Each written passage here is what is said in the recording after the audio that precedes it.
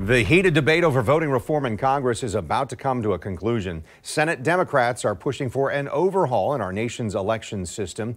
Right now, the Senate is in recess before holding a vote. However, they may not have the votes to pass the measure as Republicans are unified in stopping the legislation.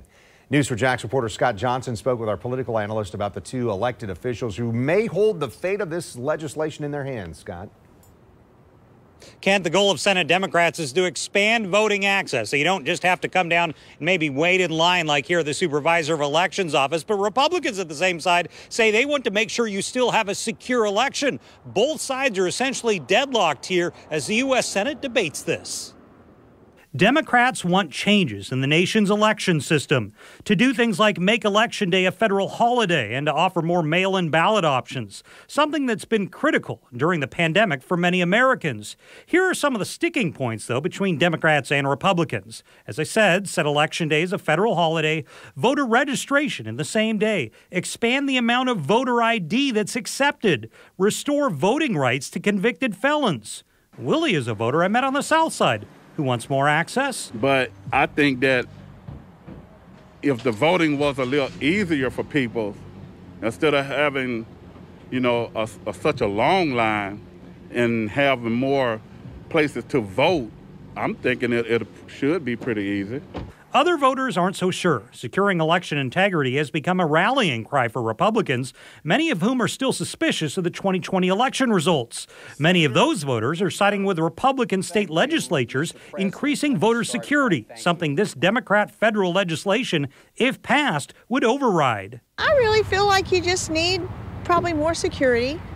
I think we got plenty of good rights going on right now. I'm satisfied with it, but we need more security. News4JAX political analyst Rick Mullaney says odds right now are the Democrats will not have the votes to break the filibuster because Democratic Senators Joe Manchin of West Virginia and Kyrsten Sinema of Arizona are not willing to change Senate rules to allow for a simple majority vote.